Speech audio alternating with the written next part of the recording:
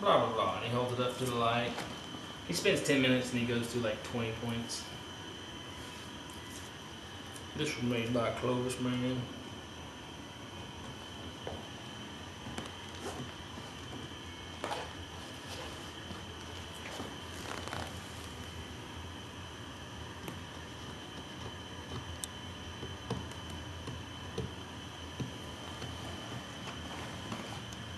Does it get the glare too much?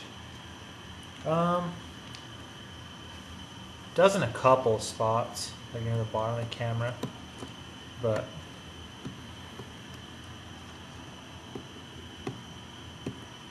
I like that pictorial you did down in Delta when I had them all just spread out on the table. yeah, it's kind of cool, huh?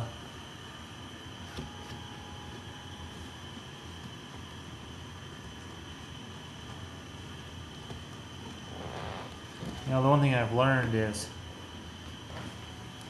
you can go too fast. Yeah.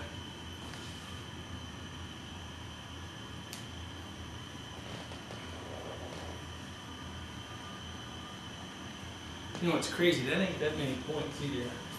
I've got another probably 100 or 200 down there, not in cases. But there's really only about what? 10, 20, 30, 40, 50, 60. Are all whose are all these right here? In that middle case? Yeah. That's Waldorf. That's what I was thinking. Those are all DC, and then the newest batch I got is all these right here. Those are all DC? So all these are all DC? Yeah. And you just barely got these? Yeah. Those are some of his newest ones. Here we have to show the Thin Man. Oh yeah. My most recent attempt at getting them thin. In honor of Mike Tilzinski, only guy I ever paid for a lesson. He took me from a guy who was breaking everything in half to a guy who was breaking only 80% of stuff in half. There's my last flake. It was a digger.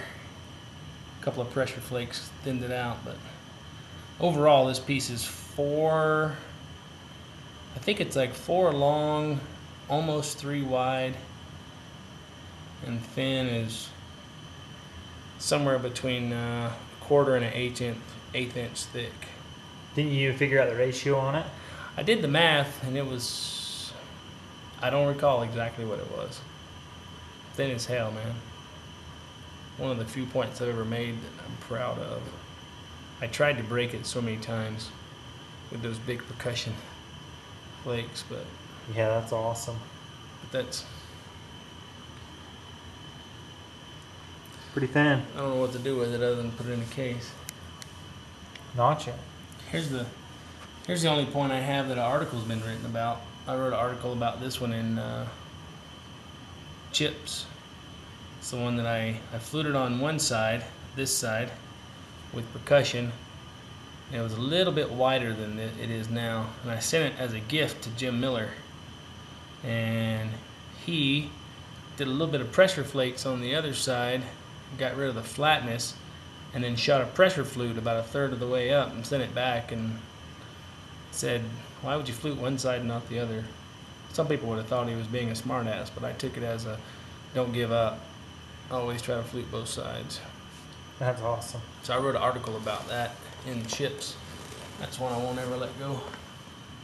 Those are a few of the hopper points. Yeah, 3 hopper points. There's an abo point from Jason Cook. He just sent me out of some of the oil chert that we have here in Utah over by 9 Mile Canyon. This is some rock I got from Cliff. Some gem-filled jasper. Cliff told me that it came from the North Pole. I don't think he wants anyone to find out his rock source. So that's some North Pole colorful flint right there.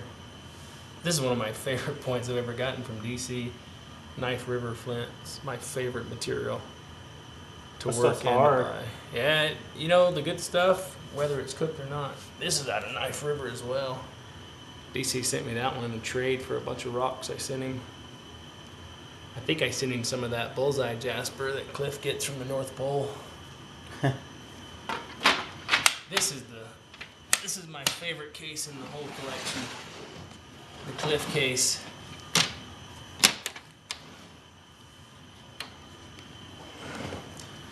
I must have caught him on a day when he was broke, because the biggest and nicest one in the case I think I paid the least amount for. I won't tell you how much I paid for that beauty, but flakes go almost all the way across. Looks like one of those Greg Nunn specials.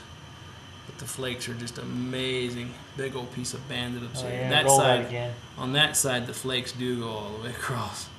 Wow. First time I ever met Cliff, last year in Quartzsite. He had this one and another one. And he gave them to me for a good deal. I won't let that one go. There's a lot of pretty ones in here. I mean, there's some Folsoms in here, fluted to the tip on both sides, that are just so thin.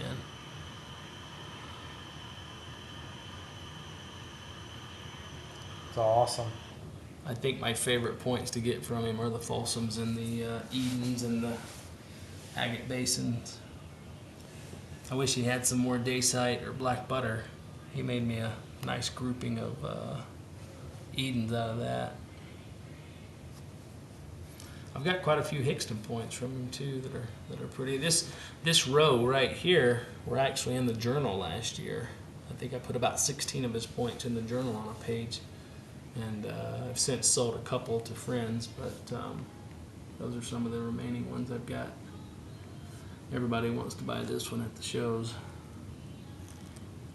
What's that made out I of? think it's like some type of opalite or opaline or something. I don't even know where it comes from.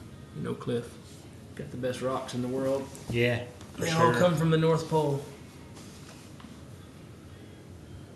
Yeah, he has a great selection of rock. I'll show you one more case before we wrap it up. Okay. This is probably the case I've been acquiring the longest. And this is one of the few points I've got by Greg Nunn.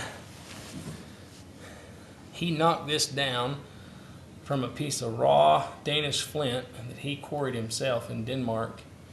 And he used nothing but a sandstone grinder and a hammerstone.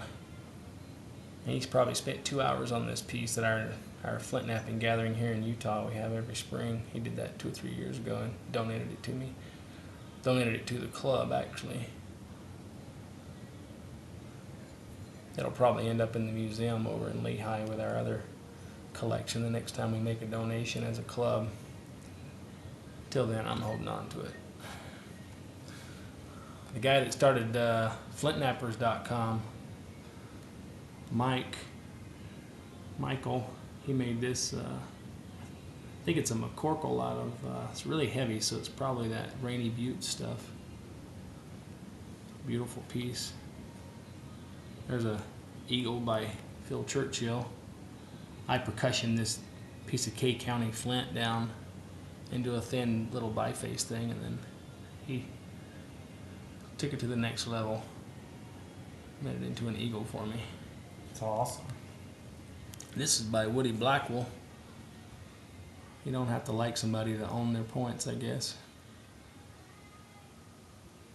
You got a pretty good selection of a lot of great knappers. Oh yeah. Yep.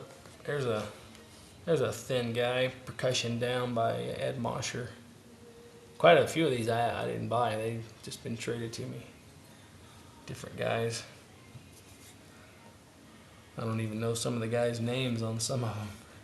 Tell you what, the guy that taught me how to do Folsoms, Bob Cannon of California, he made this with a fluting jig, a chest crutch jig actually.